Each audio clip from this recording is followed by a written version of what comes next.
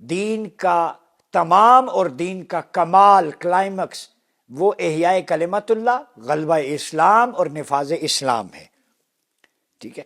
اس کے لیے ہر دور میں مجددین اور مفکرین پیدا ہوئے جنہوں نے اسلام کو اس کے اصل نظریے کے مطابق ڈھالا ہے۔ ان شخصیات میں شاہ ولی اللہ کا نام سیر فہرست ہے۔ شاہ ولی اللہ محدث دہلوی تاریخ کے ایسے موڑ پر پیدا ہوئے جہاں اسلام نہ صرف عجم بلکہ خود عرب میں بھی نئی تشریحات کا متقاضی تھا، نئی ایکسپلینیشنز، جدت، اجتہاد چاہیے تھا، ٹھیک ہے۔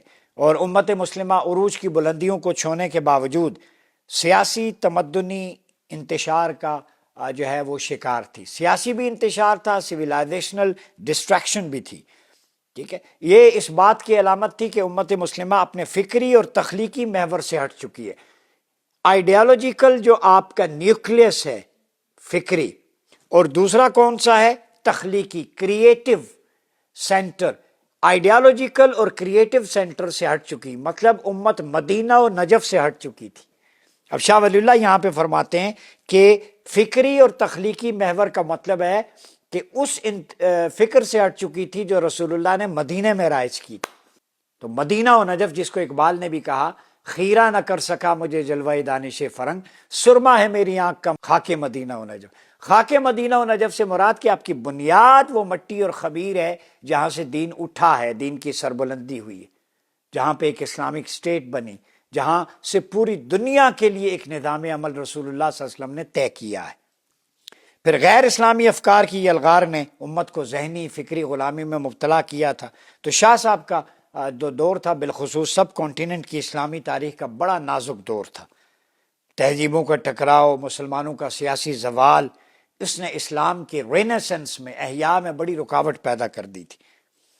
تو شاہ ولی اللہ محدث دہلوی ایک ہمگیر مسلح تھے اور ان کا زمانہ بڑا پرآشوب تھا، سیاسی، فکری، اخلاقی، ہر حوالے سے۔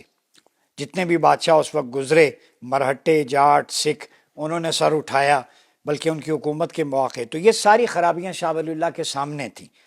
تو انہوں نے تنگ آ کر پھر احمد شاہ ابدالی کو ہندوستان پر حملہ آور ہونے کی دعوت دی۔ یہ دعوت شاہ ولی اللہ کے اعلیٰ سیاسی تدبر کی ترجمانی کرتی ہے۔ تو احمد شاہ ابدالی کو انوائٹ کیا تھا شاہ ولی اللہ محدث دہلوی نے۔ آج جو لوگ بات کرتے ہیں نا خلاف، تو مرہٹوں کی تیسری جنگ میں احمد شاہ ابدالی نے پانی پت میں مرہٹوں کو شکست دی تھی، یہ ہندوستان مت بولے، اور یہ شاہ ولی اللہ کی دعوت پہ آئے تھے اور نصیحت کی تھی مسلمانوں کو لوٹنا نہیں ہے۔ اور پھر احمد شاہ ابدالی کے بعد تیمور شاہ ابدالی کے دور تک یہ سلسلہ جاری رہا۔ شاہ صاحب کا تھا کہ کوئی زیادتی نہیں کرنی، جنگ انہی پیرامیٹرز پہ ہونی چاہیے جو رسول اللہ کے ethics and protocols of war ہیں۔ شاہ ولی اللہ نے پہلے سیاسی جو حالات تھے ان کا مشاہدہ کیا۔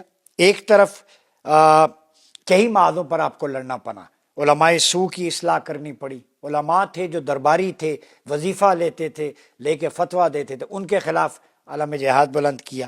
نام نہاد مشائخ اور سجادہ نشینیوں کو رائے راست پر لانا تھا۔ جیسے آج ہم بات کرتے ہیں سجادہ نشینی وہ تعلیم و تربیت کا مرکز ہونی چاہیے جیسے پہلے بزرگوں کے دور میں تھی، آج وہ کار، کوٹھی، بینک بیلنس، ٹور، ٹھیک ہے، اسٹیٹس کو کی علامت بن گئی ہے۔ تو سجادہ نشینی بھی ایک بزنس بن گیا۔ یہ اس وقت شاہ صاحب نے اس کے خلاف آواز اٹھائی۔ حکمرانوں اور سربرآوردہ شخصیات کا بھی اصلاح، جو حکمران ہیں جو غلط فیصلے ہیں ان کو بھی درست کرنا، یہ بھی سنت شاہ ولی اللہ محدث دہلوی ہے۔ پھر شاہ ولی اللہ نے حکمرانوں اور اہل اقتدار کو یہ ذہن نشین کرایا کہ حکمرانی ایک رسپانسبلٹی ہے، ذمہ داری ہے۔ حاکم وقت رعایا کی جان و مال، عزت و آبرو کا محافظ ہے، پروٹیکٹر ہے، گارڈین ہے، اس کی سینکٹیٹی کا، لائف کا، ویلتھ کا، ایچ اینڈ ایوری تھنگ کا۔ حکومت کا کام غیر اسلامی قدروں کے خلاف جہاد کرنا۔ تو شاہ ولی اللہ کا اسلامی سیاسی نظریہ یہ ہے، غیر اسلامک جو ویلیوز ہیں، ٹریڈیشنز ہیں، ان کے خلاف قلمی، علمی، فکری جہاد کرنا، یہ حکومت کا سب سے بڑا ذمہ داری ہے کہ ان کو مٹائے، معاشرے سے برائی کا خاتمہ ہوگا۔ اسلامی اور غیر اسلامی رسومات اور رواجوں اور شاعر کے درمیان حد فاصل قائم کرنا، کون سی ٹریڈیشن اسلامک ہیں، کون سی نان اسلامک ہیں، ان کے درمیان ایک لائن کھینچنا، یہ بھی حکومت کا کام ہے۔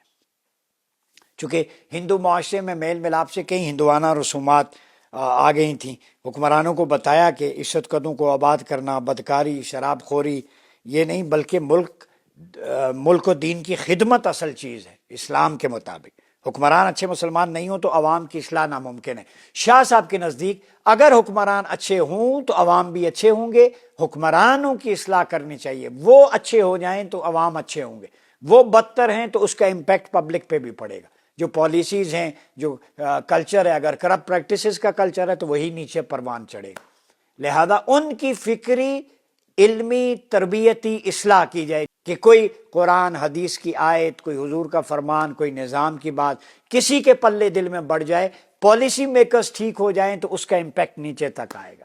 پھر حکمرانوں کو اندرونی بیرونی محاذوں پر جہاد کی ترغیب دی. شاہ ولی اللہ کے نزدیک اسلامی ریاست کا اندرونی اور بیرونی دشمنوں سے مقابلہ اولین فریضہ ہے.